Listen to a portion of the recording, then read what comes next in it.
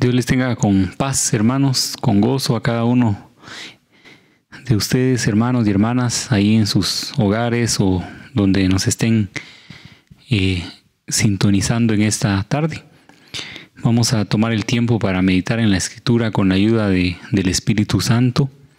Quiero que usted pues me ayude ahí a dirigirnos a Dios y que Él sea nuestro respaldo en esta tarde. Padre que estás en gloria, Dios Todopoderoso, nos acercamos esta tarde delante de tu presencia, reconociendo que de ti, Señor amado, viene toda dádiva, todo don perfecto. Reconociendo, mi Dios amado, que delante de ti nosotros no somos absolutamente nada, Señor. Es solo por tu gracia, por tu misericordia que estamos hoy de pie. Nos presentamos delante de ti con necesidad de nuestro corazón, mi Dios, de que nos dirijas, Padre, en este momento de que vamos a meditar tu palabra.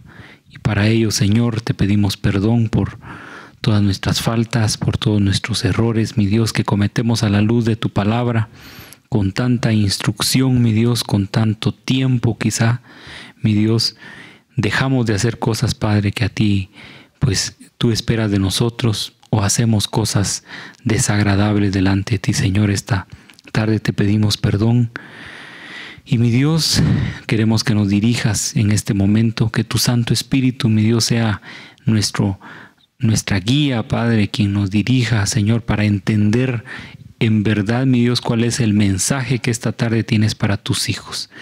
En tus manos nos encomendamos, en tus manos nos abandonamos, mi Dios, y Señor, nos sometemos a la guía de tu Espíritu Santo, a la sintonía de tu Santo Espíritu, para que esto, Señor, sea de un beneficio espiritual tremendo para cada uno de nosotros esta tarde. En el nombre de Jesús oramos. Amén. Amén. Muy bien, hermanos, hemos estado pues meditando en estos días sobre, bueno, el domingo nuestro hermano pastor nos compartía dos palabras o dos definiciones sobre la gracia, sobre la madurez, y pues ahí se hablaron de algunos puntos que pues no es de que repitamos, hermanos, sino que el Señor nos haga entender más cada día, porque usted no me deja mentir. Cada día que usted lea un verso, aunque sea el mismo verso, Dios nos habla de varias maneras y vamos aprendiendo y entendiendo cada día más su palabra. Yo quiero que vayamos ahí al libro de Éxodo capítulo 25. En su verso 21, nuestro hermano pastor nos mencionó el Éxodo 36, pero yo quiero que vayamos ahí a Éxodo capítulo 25, verso 21. Porque yo aquí entendí un poquito más lo que dice Éxodo capítulo 30, pero aquí en Éxodo 25, 21 dice la palabra, y pondrás el propiciatorio encima del arca, y en el arca pondrás el testimonio que yo te daré. Y ahorita vamos a hablar sobre por qué habla ahí del testimonio. Y dice, y de ahí me declararé a ti, y hablaré contigo sobre el propiciatorio, de entre los dos querubines que están sobre el arca del testimonio, todo lo que yo te mandare para los hijos de Israel. Para entender un poquito sobre sobre el contexto de lo que está pasando aquí, o de lo que la palabra nos está hablando, hermanos, pues yo me acuerdo hace unos años ya atrás que pues aquí vimos sobre el tabernáculo, sobre qué estaba hecho en su mayoría el tabernáculo, todo el derredor, y significados tremendos que existen ahí. Pero dentro del tabernáculo estaba el lugar, el atrio, el lugar santo y el lugar santísimo. Y no quiero profundizar en eso porque yo creo que la mayoría, si no es que todos, tenemos el conocimiento de eso. Pero aquí estamos hablando, cuando habla del arca del testimonio, pues ahí, hermanos, si usted recuerda, habían tres cosas. Estaban las tablas de la ley, estaba el maná, y estaba la vara de Aarón que reverdeció. Eran tres símbolos que habían dentro del arca, tres objetos que tenían un significado para el pueblo de Israel, y ese lugar pues era el lugar santo, estaban dentro del arca. Y yo quiero, pues ¿a qué llegamos con esto? Que allí, hermanos, en ese lugar sucedía algo pues cuando se lee así de primera mano o de primera vez, uno dice qué extraordinario lo que sucedía, qué impresionante lo que sucedía en ese lugar. Porque en el verso 22 ahí de Éxodo 25, esta versión dice, y ahí en ese lugar, o sea, ahí donde estaba el propiciatorio, sobre el arca, sobre el arca que contenía esto que estábamos hablando, dice, y de ahí me declararé a ti. Mire qué sucedía ahí con el sumo sacerdote. Y hablaré contigo. Mire qué tremendo. Yo quiero que vaya un poco su mente hacia ese momento exacto, que en ese lugar Dios se declaraba al sumo sacerdote que entraba ahí, y ahí hablaba con él. Mire qué tremendo esto. No lo leamos solo. Cuando nos ponemos a analizar esto, hermanos, era que Dios mismo se manifestaba en ese lugar. Y se lo voy a leer en la versión BIN. Y tal vez los hermanos lo van a colocar ahí, o entonces usted lo lee junto conmigo. Porque me llama la atención cómo aquí lo muestra. Dice, allí me encontraré contigo. Mire, en ese lugar había un encuentro con Dios, hermano, hermana. Con el Dios que los había sacado de cautividad, con el Dios, vamos al contexto de ese verso. Ahí Dios dice, ahí me encontraré contigo. La versión, la Nácar Colunga dice, allí me revelaré a ti. Ahí en ese lugar. Y cuando hablamos de revelar, que Dios iba a revelar, ahí está hablando de que Dios iba a quitar el velo de lo que ellos creían que era Dios, y ahí ellos iban a conocer en verdad quién era Dios. Esto sucedía ahí en el lugar santo, ahí era la manifestación de Dios. Había una manifestación de Dios. Y si yo ahorita pues le pregunto a ustedes, ¿quisiera usted que Dios se manifestara en su vida? Yo creo que todos, hermanos, daríamos un grito y diríamos, amén, yo quiero que Dios se manifieste en mi vida. Pero aquí en estos versos, hermano, Dios se manifestaba, Dios se encontraba con el sumo sacerdote, con el encargado de ir y de estar ahí en este lugar. Ahí se encontraba con él, ahí se revelaba a Dios, ahí tenía un encuentro con él. Y si quiere vamos ahí a Éxodo, ahí adelantito, a Éxodo capítulo 30, en su verso 6. Dice, y lo pondrás delante del velo que está junto al arca del testimonio, delante del propiciatorio que está sobre el arca, donde me encontraré contigo. Y si usted lo puede examinar ahí en varias versiones, mire, ahí era el lugar de encuentro, el lugar de reunión, ahí me reuniré contigo, ahí voy a encontrarme contigo. Dios, ese era un lugar especial. Ahora, hermanos, ¿qué tiene que ver esto con nosotros hoy en día? Y es que la bendición no era solo para el pueblo de Israel antes, sino que hoy para nosotros también es una realidad. Y con los versos que vamos a ver, hermanos, yo quiero que fundamentemos en nuestro corazón, que fundamentemos en nuestra vida espiritual, fundamentemos que nosotros también podemos tener este encuentro con Dios. Vayamos ahí a Tito capítulo 2, verso 11. Dice Tito capítulo 2, verso 11, dice, porque la gracia de Dios se ha manifestado para salvación a todos los hombres. Aquí la gracia de Dios es, cuando habla de la gracia, hermanos, está hablando de Jesucristo. hay una definición de gracia que es la influencia divina sobre los hombres, que está hablando de Jesucristo. Y aquí en el verso 11 dice que la gracia de Dios se ha manifestado para salvación a todos los hombres. O sea que vino la salvación por medio de Jesucristo, por medio de la gracia de Dios, hubo salvación para la humanidad. Hubo oportunidad para los que estamos en este planeta Tierra, hubo salvación, hay oportunidad.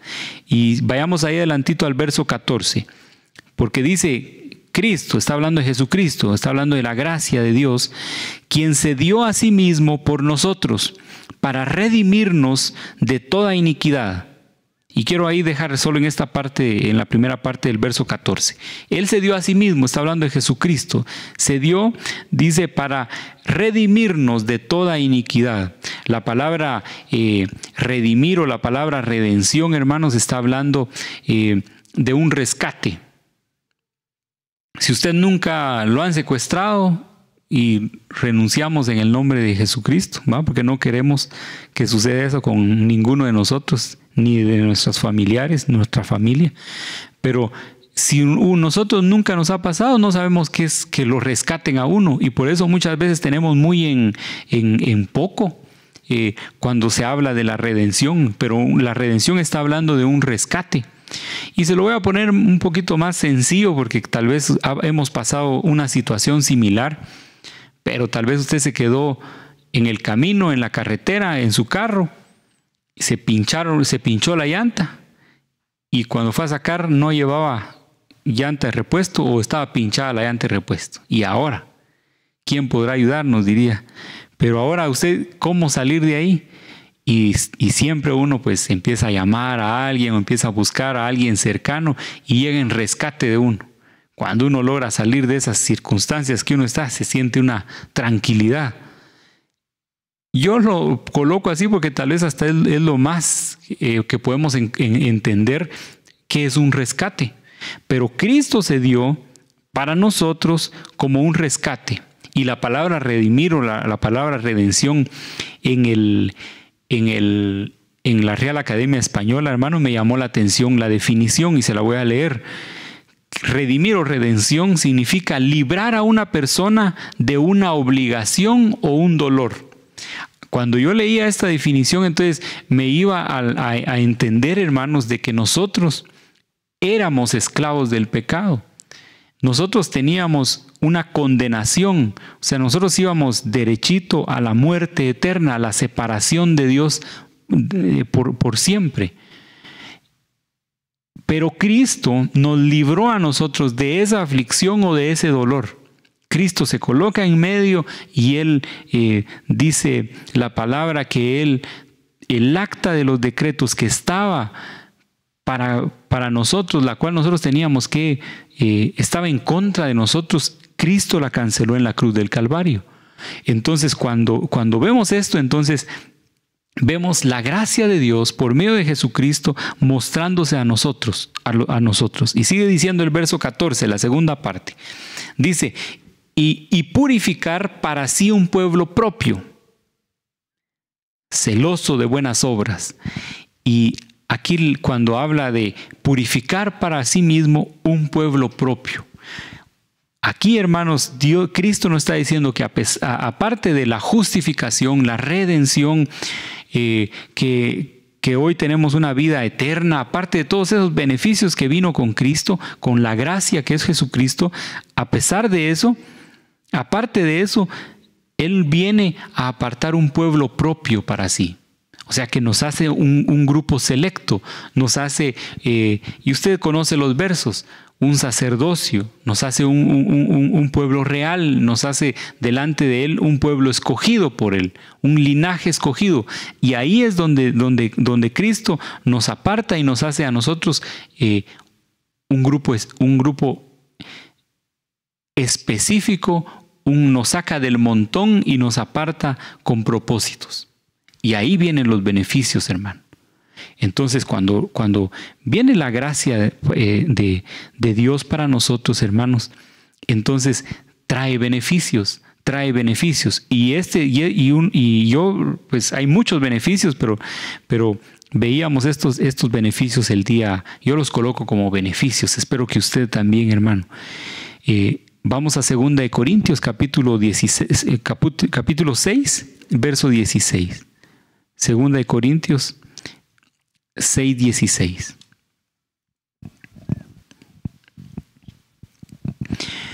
Dice la Escritura: ¿y qué acuerdo hay entre el templo de Dios y los ídolos? Está preguntando. Y luego viene a una definición: porque vosotros sois el templo del Dios viviente. Como Dios dijo: habitaré y andaré entre ellos, y seré su Dios, y ellos serán mi pueblo. Porque vosotros sois el templo del Dios viviente. Dios, hermanos, nos está diciendo a usted y a mí esta tarde, y yo quiero que lo fundamentemos en nuestra vida, hermano, que estos sean fundamentos de nuestra vida espiritual. El Dios viviente habita en mí. Y como me gustaría que usted repitiera ahí en su casa, que el Dios viviente habita en mí, porque lo tenemos que hacer propio, hermanos y hermanas, que el Dios viviente, el Dios eterno, el que no se habla de él de principio ni se habla de fin, ese Dios eterno habita en mí, habita en usted, habita en los hijos que él ha apartado. Y vamos a leer un verso. Vamos a ir a Hebreos capítulo 11, verso 3, porque usted dirá tal vez, bueno, Dios habita en mí. Pero mire, no sé si está bien cómo lo voy a decir, pero mire el nivel que es Dios, hermano, que nuestra mente natural no lo percibe, pero con la ayuda del Espíritu Santo tenemos que entenderlo, hermanos. Este es el Dios que habita en usted y en mí. Y tenemos que tenerlo claro, porque esos beneficios hoy los tenemos para nosotros. Hebreos 11:3. Por la fe entendemos haber sido constituido el universo, escucha, hermano, y lea ahí su Biblia. Constituido el universo por la palabra de Dios. O sea que el universo fue constituido, fue hecho por la voz de Dios. Él dijo que se hagan las cosas y se hicieran. Y sigue diciendo: de modo que lo que se ve fue hecho de lo que no se veía. Mire, hermano, todas las cosas que hoy vemos nosotros han sido hechas. Y usted puede leer ahí el libro de Génesis, puede leerlo, puede ver cómo Dios formó todas las cosas por su voz. Y ese Dios que hizo el universo, ese Dios que hizo de lo que no existía todo lo que hoy vemos, ese Dios habita en usted y en mí. Ese beneficio está hoy aquí dentro de nosotros. Y tenemos que tener conciencia, hermano, todos los días. Yo hoy pensaba cómo nosotros a veces nos atribulamos o nos preocupamos, hermano. ¿Cómo nos atrevemos? Yo lo decía así, tal vez a usted no le pasa, pero a mí sí. ¿Cómo nos atrevemos a preocuparnos teniendo al Dios viviente dentro de nosotros? Teniendo el respaldo del Dios Todopoderoso con nosotros. Y cuando uno se pone a pensar esto, sin lugar a duda, hermanos, cuando usted y yo nos preocupamos, nos afligimos por lo terreno. ¿Por qué uno no se aflija por lo espiritual, hermano? Pues para eso no se aflige uno, para lo terreno y lo perecedero sí se aflige uno. Pero cuando uno se aflige, sin lugar a duda está uno en el alma, hermanos. Porque cuando uno empieza a entender esto, en el espíritu uno dice, no hay de qué afligirnos. Si el Dios Todopoderoso, el Dios viviente está y habita en mí. Vamos ahí atrasito en Hebreos capítulo 3, verso 6. Entonces, el Padre habita en usted y en mí. Ahora Hebreos capítulo 3, verso 6.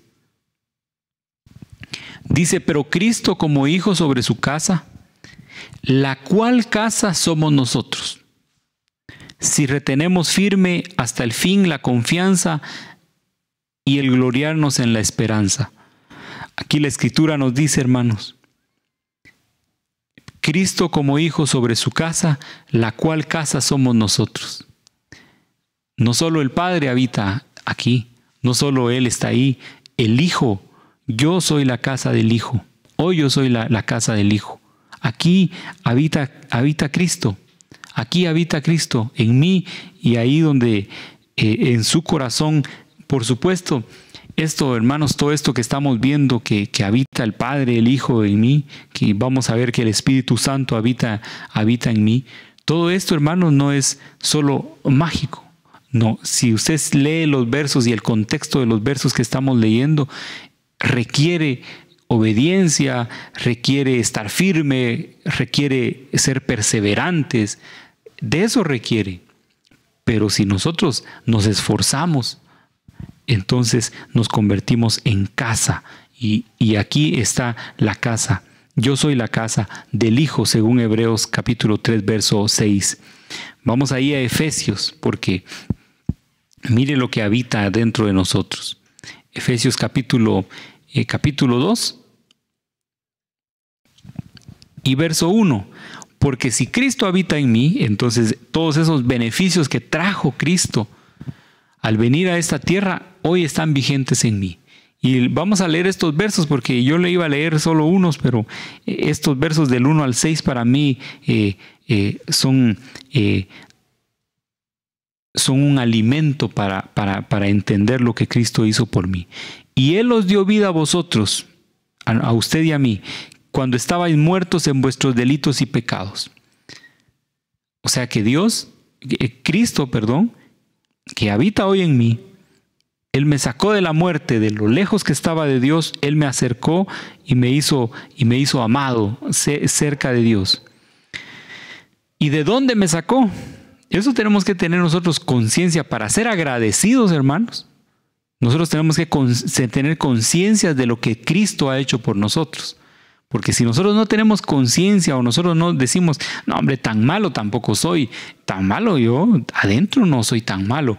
Si nosotros lo cuestionamos así, no va a haber agradecimiento de lo que Cristo hizo por mí. En los cuales anduvisteis en otro tiempo, siguiendo la corriente de este mundo, conforme al príncipe de la potestad del aire, el espíritu que ahora opera en los hijos de obediencia, entre los cuales también todos nosotros vivimos en otro tiempo, en los deseos de nuestra carne, haciendo la voluntad de la carne y de los pensamientos, y éramos por naturaleza hijos de ira, lo mismo que los demás. Para entender eso, hermanos, el verso 2 y el verso 3, tenemos que evaluarnos qué hay adentro de nosotros. ¿Con qué tenemos nosotros que luchar? Porque de todo eso Cristo ya nos ha rescatado. El verso 4 dice, pero Dios, que es rico en su misericordia, por su gran amor con que nos amó, aun estando nosotros muertos en pecados, nos dio vida juntamente con Cristo. Por gracia sois salvos.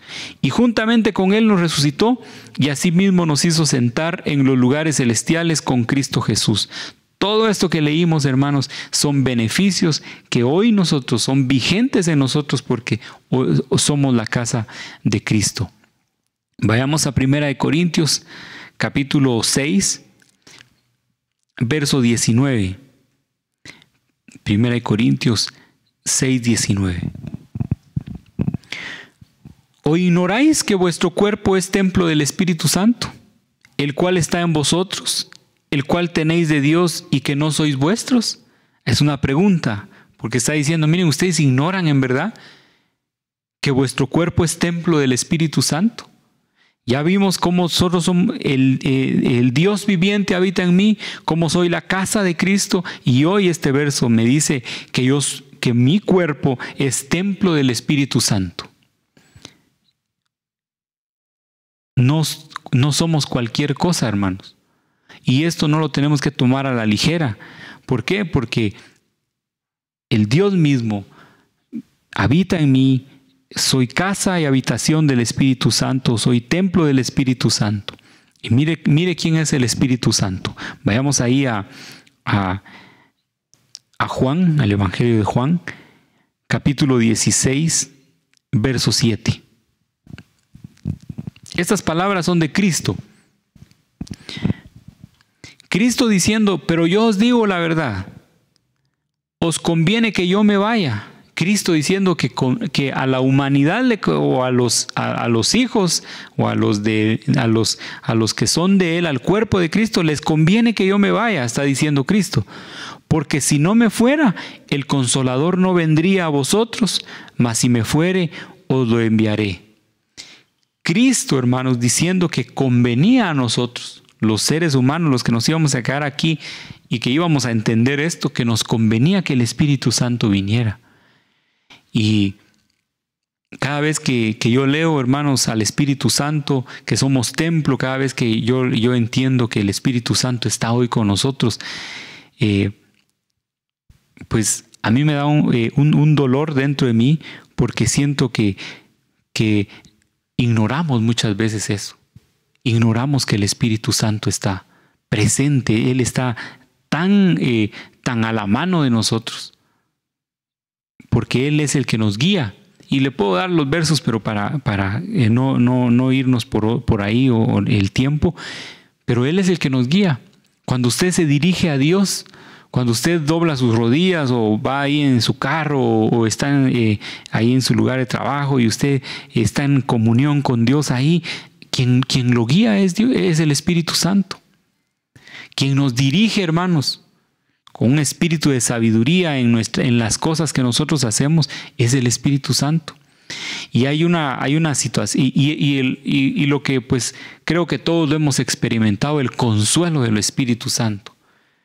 Pero no solo solo en las situaciones difíciles está el Espíritu Santo ahí para consolarnos. No, tenemos que conocerlo en muchos aspectos de nuestra vida, todos los días. Y una de las cosas que a mí me llama la atención cuando uno va al griego a saber qué es la palabra paráclito, la palabra consolador, me llama la atención cuando se habla de tutor, que el Espíritu Santo es un tutor. Porque le voy a contar que en la agricultura, cuando se siembra tomate, se colocan tutores. Y un tutor nada más, no es nada del otro mundo, es un palo, hermano, o es un bambú, lo más recto que se pueda. Y se siembra un bambú. ¿Por qué? Porque ahí va a ir amarrada pita y eso va a sostener al tomate. ¿Y por qué quiero llegar a esto, hermano? Porque mire pues, cuando el tomate empieza a crecer y empieza a irse para arriba, quien lo va a mantener de pie es el tutor. Quien le va a dar la guía para que no se nos vaya para otro lado la planta de tomate es el tutor. Entonces el tutor toma ahí un papel importante. Entonces yo hacía esto en mi mente, entonces decía, con razón el Espíritu Santo es nuestro tutor. Porque Él está aquí primero, en todos los días de crecimiento espiritual que tengamos, Él está aquí, dentro de nosotros. Él está aquí y Él es el que nos guía. Él es que no va a dejar que nosotros nos caigamos. Y si nos caemos, Él es el que nos levanta. Toma un papel importante el Espíritu Santo y el Espíritu Santo habita dentro de nosotros. ¿Por qué llegamos a esto, hermanos? A saber a tener fundamentos claros de que yo soy casa y habitación de Dios, del Padre, del Dios viviente, del Hijo y del Espíritu Santo. Hoy habitan aquí en mí. ¿Por qué tenemos que tener claro eso, hermanos? Porque antes el encuentro era para una sola persona. Ese encuentro que leíamos en el libro de Éxodo, donde se encontraba, donde había una reunión con la persona y Dios ahí se mostraba, se revelaba, era solo para una persona. Era entre todo el pueblo, era uno el elegido de tener esa experiencia. Pero hoy, hermanos, hoy usted y yo, si estamos esforzándonos, si andamos en obediencia, si reconocemos, nos arrepentimos todos los días, hermanos, y tratamos de caminar a la luz de la Escritura, hoy, a cada momento, usted y yo podemos tener ese encuentro, hermano. Ya no es solo para alguien específico. Hoy, si nosotros nos esforzamos, hoy mismo, al terminar esta transmisión, usted puede tener un encuentro con el Dios Todopoderoso. Hoy nos puede consolar el Espíritu Santo, hoy nos puede guiar el Espíritu Santo en las decisiones que tomemos, en las oraciones que llevamos al Padre. Hoy, hermanos, hoy mismo podemos tener ese encuentro. Ya no tenemos que ir a un lugar en específico y esperar ahí un año para tener un encuentro. No, hoy mismo usted y yo podemos tener un encuentro ahí en la intimidad de nuestro corazón. Pero para sentirle el sabor a esto, hermano, el deleite, para entender esto, hermanos, tenemos que tener madurez, una madurez espiritual. Porque si no tenemos una madurez espiritual, esto que estamos leyendo nos parece así como que no es cierto. O tal vez lo leemos y ahorita, pues literalmente nos emocionamos un ratito y después se nos olvida que el Dios vivo habita en mí. Se nos olvida que el Hijo nos ha justificado, nos ha redimido. Se nos olvida que el Espíritu Santo está aquí todos los días de nuestra vida para guiarnos, para levantarnos, para consolarnos, para redarguirnos, para convencernos de pecado, justicia y juicio. Se nos olvidan esas cosas. Entonces se vuelve complicada la vida espiritual. Pero si yo a esto, hermanos, le coloco, hermanos, si yo en esto ahondo y empiezo yo a tomar la madurez, que esto es cierto, hermanos, esto va a traer beneficios para nosotros. Y yo quiero que vayamos ahí a 1 Corintios, capítulo 2, verso 6, porque esta es otra palabra que nuestro hermano pastor nos compartía, que es la palabra madurez. Y la palabra madurez, hermano, pues en el español que nosotros conocemos, se le llama así cuando un fruto ha alcanzado el desarrollo completo. Usted conocerá los frutos de algún árbol que usted conozca, pero le voy a colocar de un naranjal porque se ponen amarillas las naranjas. Pero uno sabe cuándo ha llegado al punto y dice, ese fruto ya llegó su desarrollo completo, ya hay que cortarlo. Por ejemplo, el tomate se tiene que poner rojo, ¿va? No va a ir a cortar usted un tomate verde porque ese le falta un mes o 15 días. Pero cuando uno mira el tomate ahí rojo, dice ese ya está en su punto. Entonces, esa es la palabra madurez en el español que nosotros manejamos. Y en el griego la palabra madurez está hablando de estar completo. Y es la palabra perfección. Esa palabra la hemos visto por mucho tiempo aquí en la congregación cuando dice sed perfectos, dice Mateo, sed perfectos como vuestro Padre es perfecto, y ahí hemos conocido o ahondado en la palabra madurez. 1 Corintios 2:6 dice, sin embargo hablamos sabiduría entre los que han alcanzado madurez, y sabiduría no de este siglo ni de los príncipes de este siglo que perecen. Aquí, hermanos, si usted dirá, bueno, ¿y cómo sé yo que ya estoy maduro? O he alcanzado un grado de madurez, o en esta área de mi vida yo ya soy maduro. ¿Cómo nos damos cuenta? Pues yo lo coloco así, al sencillo. ¿En qué área de nuestra vida nosotros ya estamos dando frutos? Si hay áreas de nuestra vida, hermanos, donde ya estamos dando frutos, usted mira que usted se siente que en esa área, pues usted ya no es como antes y ahora ha cambiado a la luz de la Escritura. Entonces dice usted, bueno, pues ya estamos alcanzando madurez ahí, ya soy maduro en esa área. Entonces, y hay muchas áreas en nuestro carácter. Si ahora pues ya no nos enojamos tanto como antes, ¿va? O ya no pasamos enojados una semana. Tal vez a usted no le pasaba, ¿va? Pero ahora ya solo se enoja unos minutos y pide perdón o perdona. Ahí es donde vamos viendo qué tan maduros estamos. O en nuestra forma de abordar los problemas o las circunstancias, hermano. O nosotros solucionamos las cosas a como dé lugar, yo lo voy a solucionar y ponemos toda la confianza en nosotros mismos. O vamos a buscar a la Escritura, vamos a buscar el consejo oportuno a la oración, vamos a buscar la paz ahí en nuestra intimidad y le preguntamos a Dios, ¿cómo le voy a hacer aquí? Cada quien sabe si hemos llegado a madurez. Y dice ahí, hermanos, ahí dice, y sabiduría, dice.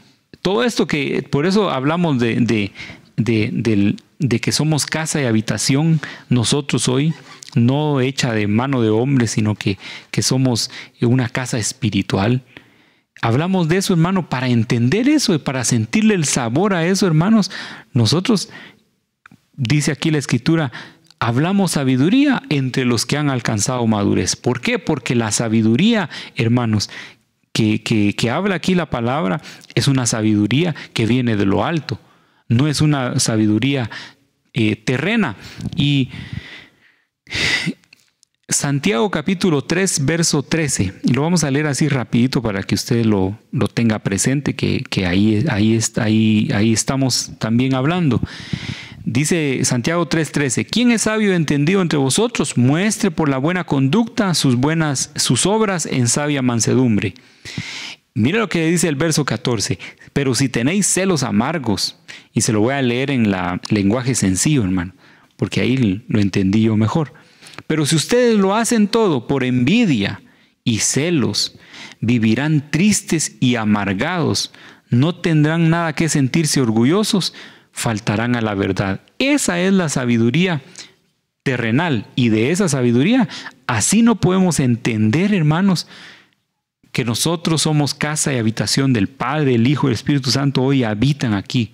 No lo podemos entender con esa sabiduría terrena, porque la sabiduría terrena solo dice que trae envidia, celo, tristeza y amargura. Eso es lo que trae.